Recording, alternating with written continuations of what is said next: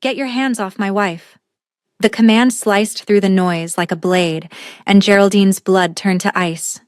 She knew that voice, would know it in her sleep, in her nightmares, in the chaos of 1,000 crowded rooms. Moon Dong-wook stood at the entrance of Club Eclipse like an avenging angel dressed in Armani, and the look in his eyes promised the kind of violence that made grown men weep. The drunk businessman whose hand had been sliding up her thigh jerked away like he'd been burned. Smart man. She wasn't his wife anymore. Hadn't been for 8 months. But try telling that to the most dangerous man in Seoul while 6 months pregnant with his child that he didn't know existed. This was about to get ugly. Welcome back to Afro-Korean World, fam. What you're about to witness is a story of betrayal, manipulation, and a love so fierce it survived the worst kind of lies.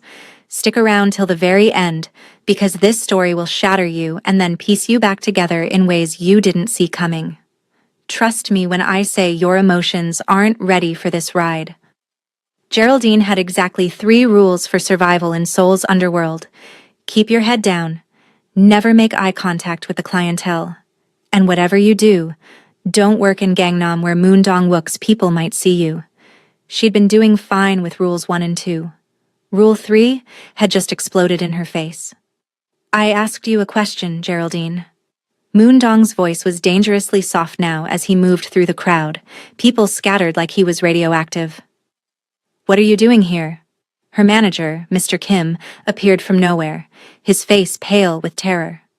Mr. Moon, sir, I didn't know she was... Get out of my sight before I forget I'm trying to be civilized tonight. Moon Dong didn't even look at him. His eyes locked on Geraldine with an intensity that made her knees weak. You have 5 seconds. Mr. Kim vanished. The drunk businessman had already fled. The other girls working the VIP section had mysteriously found urgent tasks elsewhere. Even the music seemed quieter, like the club itself was holding its breath. Geraldine forced herself to stand straight despite her aching back and swollen feet. She'd faced down worse than this. She'd survived 8 months alone in a foreign country, pregnant and penniless. She could survive Moon Dong-wook's fury. I'm working, she said, proud that her voice didn't shake. Same as everyone else here. Now if you'll excuse me, I have tables to serve. She moved to step around him. His hand shot out, catching her wrist. Not hard, never hard, but firm enough to stop her. The touch sent shockwaves through her body, muscle memory of all the times those hands had mapped every inch of her skin. You're not serving anyone.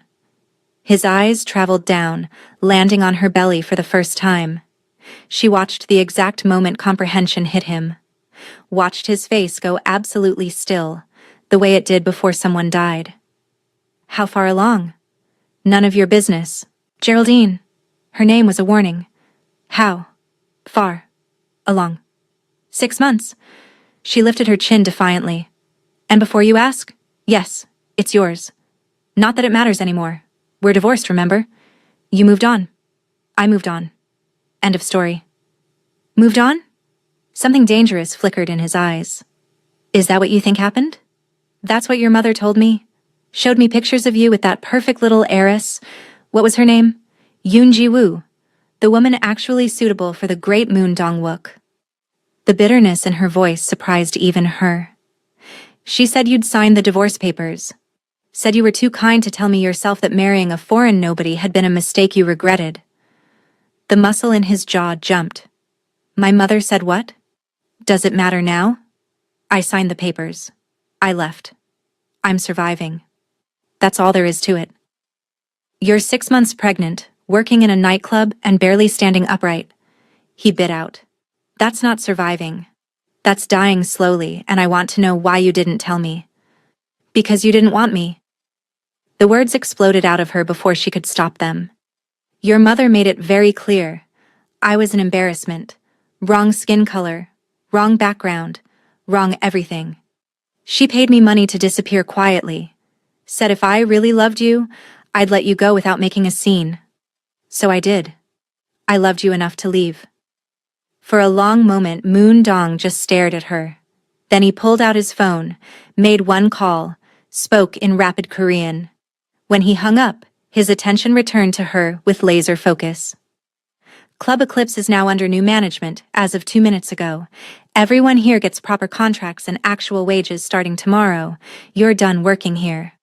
You can't just watch me. He shrugged off his suit jacket, draping it over her shoulders. It swallowed her frame, warm and smelling like him. My car is outside. We're leaving. I'm not going anywhere with you. Yes, you are. Because you're exhausted, pregnant, and clearly haven't had a proper meal in days. Because standing here arguing with me is making you sway on your feet. And because carrying my child while working in a place where drunk men put their hands on you ends tonight. His voice dropped lower, intimate despite their audience. Fight me tomorrow. Tonight, let me help you. She wanted to refuse, wanted to prove she didn't need him, didn't need anyone. But her feet were screaming in cheap heels held together with hope and superglue. Her back felt like someone had taken a hammer to her spine, and the baby was doing acrobatics against her ribs, probably protesting the stress. She was so tired of being strong alone. Fine, she whispered. One night. Then I'm gone. We'll see about that. His car was waiting outside, a black Mercedes with windows so dark they looked illegal. He helped her inside with unexpected gentleness, his hand supporting her elbow, careful not to jostle her belly. The interior was all leather and luxury, a painful reminder of the life she'd left behind. They drove through Seoul's glittering streets in heavy silence. Geraldine kept her face turned to the window, watching the neon blur past. She could feel his gaze on her, intense and searching, like he was trying to memorize every change in her face. Where have you been? His voice finally broke the quiet. I searched everywhere, Geraldine. Police contacts, private investigators, every resource I had. You vanished like you never existed. That was the point. Why? The single word carried 8 months of anguish. We had problems, yes. My work was demanding. But you were my wife. You don't just disappear without a word. Your mother had divorce papers with your signature. The words came out flat, emotionless, years of practice keeping her feelings locked down tight. She had photos of you with Jiwoo at galleries, charity events, business dinners. She said you were too polite to tell me yourself that I'd been a mistake. That marrying me had damaged your reputation and you needed someone suitable. Someone Korean. The car swerved slightly as his hands clenched the steering wheel. She said what? She gave me money, enough for a plane ticket and a few months' rent. Said if I really cared about you, I'd leave quietly and let you fix your life. Geraldine's voice cracked despite her best efforts.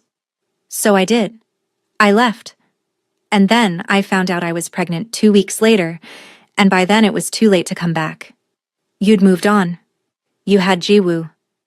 I wasn't going to trap you with a baby you never wanted. I never signed divorce papers. Moondong's voice shook with barely controlled rage. I refused. Told my mother I'd burn Seoul to the ground before I let you go. Geraldine's head snapped toward him. What? I came home one day and everything you owned was gone. Your clothes, your books, that ridiculous collection of vintage records you insisted on buying from Hongdae. Just gone. His jaw clenched. My mother claimed she had no idea where you went. Cried about how she'd tried to convince you to stay, but you were determined to leave. And like an idiot, I believed her at first. Spent weeks thinking you'd left because you didn't love me anymore. But the divorce papers... forged. My signature was forged. He pulled into an underground garage, movements sharp with fury. I had lawyers investigate after 3 months of searching. Found the corrupt official she'd bribed to file them without proper notification. The divorce was never legal. We're still married, Geraldine. You never stopped being my wife. The words hit her like a physical blow. That's not possible. It's absolutely possible when your mother-in-law is a classist woman with enough money to buy whatever she wants. He killed the engine, turned to face her fully. She lied to both of us, manipulated us both because she couldn't stand that I married a black woman instead of a nice Korean girl from a good family. She destroyed us, Geraldine whispered, the realization settling over her like lead. She took everything. No. She tried to. Moondong's eyes burned into hers. But she failed. Because you're here. Pregnant with our child. And I'm not letting you go again. Not ever. The penthouse was exactly as she remembered. Modern, minimalist, expensive. Floor-to-ceiling windows showcasing Seoul's glittering skyline. But there were differences, too. Her books were still on the shelves, organized by spine color the way she liked. Her vintage records were displayed on the wall like art. The plants she'd started were everywhere, clearly maintained with obsessive care. You kept everything, she said, emotion clogging her throat. Of course. He loosened his tie, shrugged off his shoulder holster and gun with practiced ease. You're my wife. Why would I get rid of your things? Because you thought I'd left you. I knew you'd come back. His eyes found hers. Or I'd find you. Either way, this was always your home. She wanted to argue, to point out all the reasons this couldn't work. Instead, exhaustion hit her like a train. Her knees buckled without warning, and suddenly he was there, catching her before she fell, lifting her like she weighed nothing. When did you last eat? He demanded, carrying her to the couch. This morning. Maybe.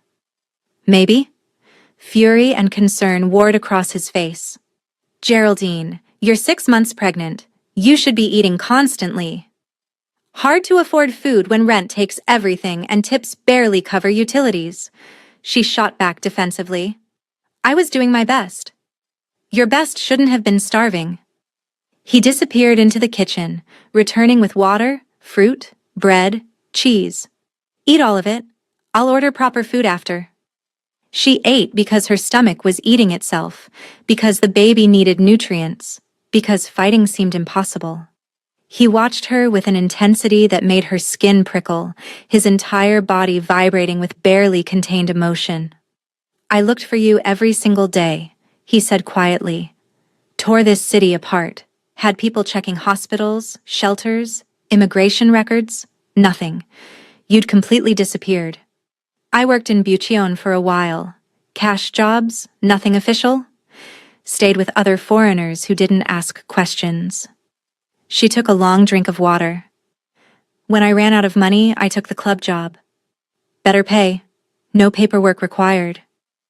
You've been living like that for 8 months. His hands clenched into fists. Pregnant, alone. While I've been... He stopped, clearly editing whatever he'd been about to say. While you've been with women like Jiwoo, she finished bitterly. Jiwoo means nothing. She's a business arrangement my mother tried to force.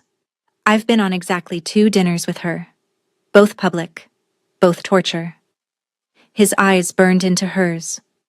There hasn't been anyone else, Geraldine. Not in 8 months. Not ever. You're it for me. Only you. That's not what your mother said. My mother is a liar who will never see either of us again. He moved closer, stopping just short of touching her. I need you to understand something. The divorce papers were forged. You're still legally my wife. And that baby... His eyes dropped to her stomach with such raw longing it stole her breath. That's my child. Mine. Which means you don't work yourself to death anymore. You don't struggle. You don't suffer. That ends tonight. You can't just decide, I already have. He pulled out his phone, made several calls in rapid Korean. By the time he finished, he'd arranged for a doctor to come first thing in the morning, ordered enough food to feed an army, and apparently hired a nutritionist and a bodyguard. This is insane, Geraldine protested weakly. This is me taking care of what's mine. He crouched in front of her, careful not to crowd her. I failed you once. Let you believe my mother's lies. Let you leave. Let you suffer for 8 months while pregnant with my child. That never happens again. Moondong. Please. The word clearly cost him. Please, Geraldine. Let me do this. Let me fix what I should have protected from the start. She looked into his eyes and saw raw desperation there, genuine emotion she'd never seen from him before. Moon Dong-wook didn't beg, didn't plead, didn't show weakness. But right now he looked like a man barely holding himself together. "Okay," she whispered. "But I'm not promising anything beyond tonight. Tonight is enough." He showed her to the master bedroom, their bedroom, where everything was exactly as she'd left it. Even her side of the closet was still full of her clothes, laundered and organized like she might return any moment. "Get some rest," he said from the doorway, hands shoved deep in his pockets like he didn't trust himself not to reach for her. "Real rest in a real bed. Tomorrow we see the doctor, make sure you and the baby are healthy. Then we figure out everything else." "Where will you sleep?" "Guest room. I'm not assuming anything." But his eyes lingered on her with such longing it made her chest ache. "Call if you need anything. I'll be listening." After he left, Geraldine sank into the mattress and finally let herself cry. 8 months of pain, fear, and loneliness poured out in silent sobs. She cried for the marriage she'd thought was broken, for the lies that had nearly destroyed them, for the baby growing inside her while she'd struggled alone. When she finally slept, it was the deepest sleep she'd had in months. Morning came with sunlight and the smell of burning food. Geraldine found Moon Dong in the kitchen, staring at what might have once been eggs, with the confusion of a man who'd never cooked a day in his life. "You can't cook," she said from the doorway. "I'm learning." He poked at the charred mess with a spatula. "How do you feel?" "Better than I have in months." She touched her belly. "Baby's been quiet. Usually there's kicking by now." Concern flashed across his face. "Is that normal?" "I think so, but the doctor should check." "She'll be here in an hour." He abandoned his cooking disaster, crossing to her. "Geraldine, I need to ask something, and I need you to be honest. Did you want this baby? Or did you consider—" "No." She cut him off firmly. "I never considered that. This baby is mine. Even when I thought you didn't want us, I wanted them." Relief flooded his features so intensely it transformed his whole face. "Good. Because I want them too. Want you both. More than I've ever wanted anything." Dr. Park confirmed everything was fine. The baby was healthy, developing perfectly. Geraldine was malnourished and exhausted, but nothing proper care couldn't fix. "You've been very lucky," Dr. Park said seriously. "Another month of this stress and we could have been looking at serious complications. But the baby is resilient. Like their mother, I think." After the doctor left, Moon Dong turned to Geraldine with an intensity that made her breath catch. "We need to discuss us. There is no us. We're divorced." The divorce was never legal. He pulled out a folder, showed her documents. "I had my lawyers investigate thoroughly. My signature was forged. The filing was done without proper notification to either party. Legally, we're still married. Geraldine, you never stopped being my wife." "That's not... It's fact." He moved closer. "And here's another fact. I love you. I never stopped loving you. Every day you were gone felt like dying slowly. And now you're here, pregnant with our child, and I'm supposed to pretend I don't want to fall to my knees and beg you to stay?" He ran a hand through his hair, frustration and longing warring across his face. "I know I have to earn your trust back. I know my mother did damage that can't be fixed with words. But Geraldine, you're everything to me. You always have been. And I'll spend the rest of my life proving it if that's what it takes."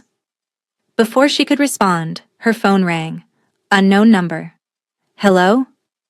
Did you really think you could hide forever?" Jiwoo's voice dripped poison. "Did you think Dongwook would choose you over someone suitable? You're nothing but an embarrassment he'll tire of eventually. And that baby you're carrying? I'll make sure it never has a place in this family." Geraldine hung up, hands shaking. "Who is that?" Moon Dong demanded. "No one. It doesn't matter." "Geraldine." He cupped her face, forcing her to look at him. "Tell me." So she did, and watched his expression transform from concern to pure, cold rage. "Stay here," he ordered, already reaching for his phone. "I'm going to handle this." "Where are you going?" "To make sure Ji-woo and my mother both understand what happens when they threaten my family." He was gone before she could argue, leaving her alone in the penthouse with her spinning thoughts and kicking baby. 3 hours later, Moondong returned, looking exhausted but grimly satisfied. "It's done," he said simply. "Ji-woo's family business. Dealings with my organization are permanently severed. She signed an NDA that will destroy her if she ever speaks about you or our child again. And my mother," his jaw clenched, "she's cut off. Financially, socially, from my business. Everything. She manipulated us both, nearly destroyed our marriage, and let you suffer while pregnant with her grandchild. She made her choice. Now she lives with the consequences. Moondong, she's still your mother. And you're still my wife. My priority. Always." He crossed to her, his hands framing her face with infinite gentleness. "I choose you, Geraldine. Every time, in every way, forever." She wanted to stay guarded, to protect herself from more hurt. But standing in his arms, feeling safe for the first time in months, her walls started crumbling. "I'm scared," she admitted against his chest. "Of believing this is real. Of letting myself need you again, and having it fall apart." "Then let me prove it's real." He tilted her face up to his. "Move back in officially. Let me take care of you and our baby. Let me show you every single day that you're my world. And if your mother tries something else?" "She won't. But if she does, she'll discover exactly how ruthless I can be when someone threatens what's mine." The possessiveness should have bothered her. Instead, it made her feel cherished, protected, wanted. "Okay," she whispered. "But I have conditions." "Name them." "I'm not giving up my independence. After the baby comes, I'm going back to work. My writing, my career. All of it." "Agreed. I'll fund whatever you need. Best equipment, best space. Whatever helps you succeed. I'm not taking charity. It's not charity. It's an investment in my wife's talent." He smiled slightly. "Also, non-negotiable." "What else?" "No more secrets. About your business, your family, anything that affects us. Complete honesty." "Deal. And I have a condition of my own." "What?" "Marry me again." At her shocked expression, he continued. "A real wedding this time. Not the rushed ceremony my mother forced because she thought she could control you. Something real, with your family there, your friends. I want to marry you again with no doubts, no lies, nothing but us choosing each other." "That's excessive." "Geraldine, I let you believe I didn't want you. Let you suffer alone while pregnant. The least I can do is make sure the entire world knows you're mine and I'm yours. Properly, this time." She looked at this man who'd searched soul for her, who'd cut off his own mother for manipulating them, who looked at her pregnant belly like it contained his entire universe. "Ask me properly," she said softly. He dropped to one knee right there, his hands gentle on her belly. "Geraldine, love of my life, mother of my child, woman who makes me want to be better than I am. Will you marry me again? For real this time? Will you build a life with me, raise our baby together, and let me spend every day proving I'm worthy of you?" "You're already worthy," she whispered, touching his face. "You always were. I just couldn't see it through your mother's lies." "Is that a yes?" "It's a yes." He stood, pulling her into a kiss that tasted like second chances and new beginnings. The baby kicked between them, and they both laughed. "Active little thing," Moondong said, his hands spanning Geraldine's belly with wonder. "Takes after their father. Let's hope not. One of me is enough chaos for any family." He pulled out his phone. "Dr. Park, we want to know. Can you tell us the gender from this morning's ultrasound?" He put it on speaker. "Congratulations." Dr. Park's warm voice filled the penthouse. "You're having a boy." Moondong's face transformed completely. Wonder, joy, fierce protectiveness all at once. A son, he breathed. We're having a son. Geraldine found herself crying again, overwhelmed by seeing him like this, by their son becoming real. A boy. He dropped to his knees, pressing kisses to her belly. Hi, little one, I'm your appa. I promise I'll keep you and your Iyama safe. Always. No matter what. The next 3 months passed in a blur. Moondong threw himself into preparation with an intensity that would have been alarming if it wasn't so endearing. He researched cribs like he was buying military equipment, tested car seats personally, and somehow ended up with enough baby clothes to outfit a small nation. This is excessive, Geraldine protested, looking at mountains of tiny outfits. Our son deserves options. He held up a onesie that said Daddy's Boy in Korean. Besides, look how cute this is. You're impossible. You love it. He wasn't wrong. Her writing studio opened 2 weeks before her due date. A beautiful space in Yeonnam-dong with natural light and exposed brick. Her first manuscript was already generating buzz from publishers. A memoir about identity, belonging, and surviving in a foreign land. You're brilliant, Moondong said, reading her draft. This is going to change lives. You're biased. I'm honest. The publishing world won't know what hit them. Everything was falling into place almost too perfectly, like the universe was compensating for 8 months of hell. Then Geraldine's water broke at 2 a.m., 3 weeks early. Okay, don't panic. Moondong was absolutely panicking, running around like his hair was on fire. Hospital bag. Where's the hospital bag? I had it right here. Why is nothing where it should be? We're having a baby. We're actually having a baby right now. Moondong. Geraldine gripped his arm through a contraction. Breathe. You practice this. That was theoretical. This is real. Our son is coming. What if I drop him? What if I mess up? What if you get me to the hospital before I have him in the car? That snapped him back to focus. Labor was brutal. 16 hours of pain that made Geraldine question every decision that led to this moment. But every time she wanted to give up, Moondong was there, holding her hand, whispering encouragement in Korean and English. You're the strongest person I know, he said during a particularly vicious contraction. You survived my mother's manipulation. You survived 8 months alone. You can survive this. You can do anything. When their son finally arrived at 6:43 p.m., screaming his fury at being evicted from his warm home, time stopped.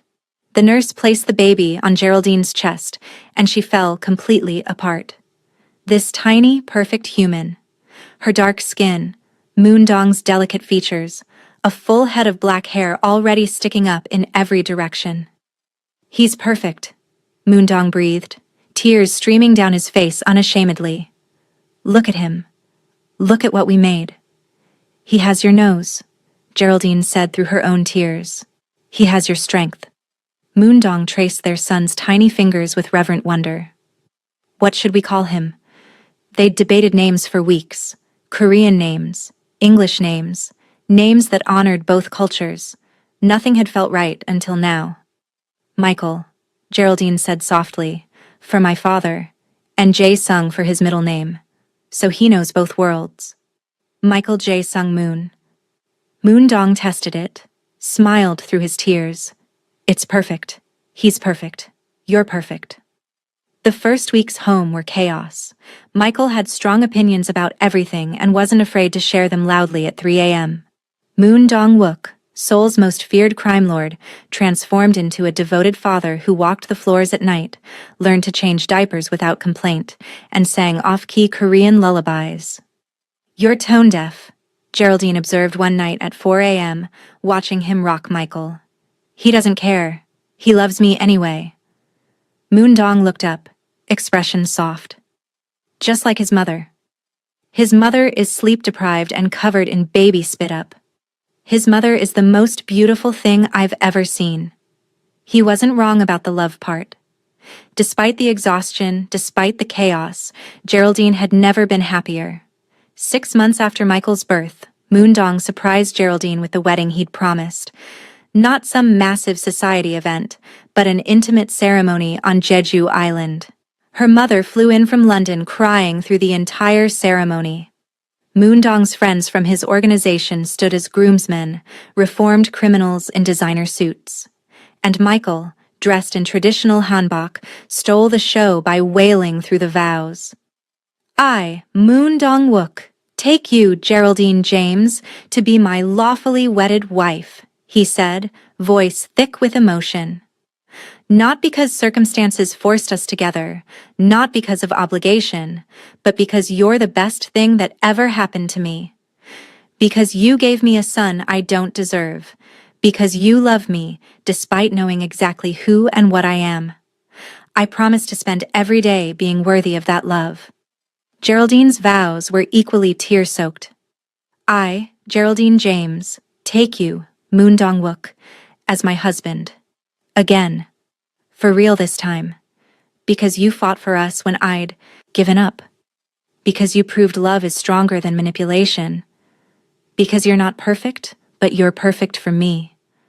I choose you every day, forever. When they kissed, Michael chose that moment to scream at maximum volume, making everyone laugh. He's already protective, Moondong murmured against Geraldine's lips. Wonder where he gets that from. The reception was joyful, chaotic, full of love. Moondong's mother had tried to come, sending elaborate apologies and expensive gifts. He'd returned everything unopened. Some betrayals couldn't be forgiven. 3 years later, Geraldine stood in her expanded writing studio, now a publishing house for diverse voices. Her memoir had been a bestseller. She'd built something real, something hers. Moondong appeared in the doorway, Michael balanced on his hip. He was 3 now, bilingual, and absolutely certain he ruled the universe. Yama! Michael reached for her with chubby arms. Appa says we have surprise. Does he now? Geraldine took their son, catching Moondong's secretive smile. What surprise? Well, he said, moving closer. I know you said 1 child was enough, that you weren't sure about more, but... Oh no. She looked at him suspiciously. What did you do? I didn't do anything. You did. His hand rested on her stomach with reverent certainty. You're pregnant. About 8 weeks, if I'm calculating correctly. How could you possibly? You've been exhausted, nauseous in the mornings. Your breasts are tender. At her shocked expression, he grinned. I pay attention to your body, Jagia. Know it better than my own. She wanted to be annoyed by his certainty. Instead, she realized he was right. The signs had been there. She'd just been too busy to notice. We're having another baby, she whispered. We're having another baby. He pulled her and Michael into his arms carefully. Our family keeps growing. Baby, Michael clapped. I want brother. We'll see what we get. Moondong laughed. But yes, you're going to be a big brother. Think you can handle that? I protect baby like Appa protects Yama. That's my boy. 9 months later, they welcomed their daughter at sunrise. The delivery was easier this time, faster. When the doctor placed her on Geraldine's chest, Moondong wept openly again. A daughter, he breathed. We have a daughter. She had Geraldine's features more prom in view set, fuller lips, wider nose, Moondong's bone structure. Another perfect blend of their worlds. They named her Grace Minji Moon. Grace for hope and beauty, Minji for intelligence, Moon for family.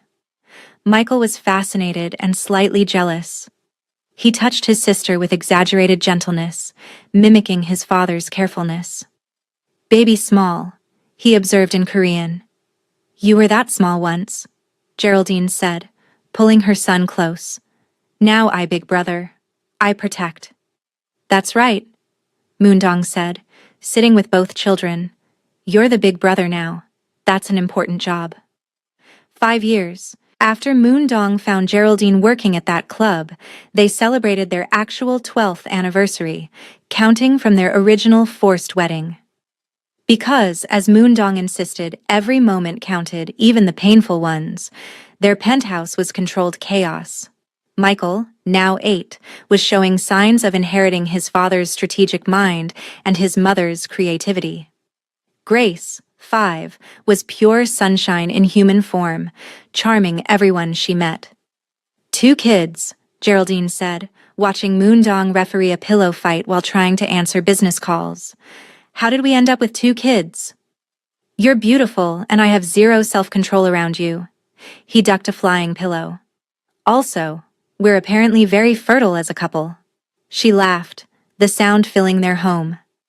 Her publishing house had expanded internationally. Moondong's empire was completely legitimate now. No blood money, no violence. They'd built something remarkable together. Do you ever regret it? Moondong asked that night after the kids were finally asleep. All the pain we went through to get here?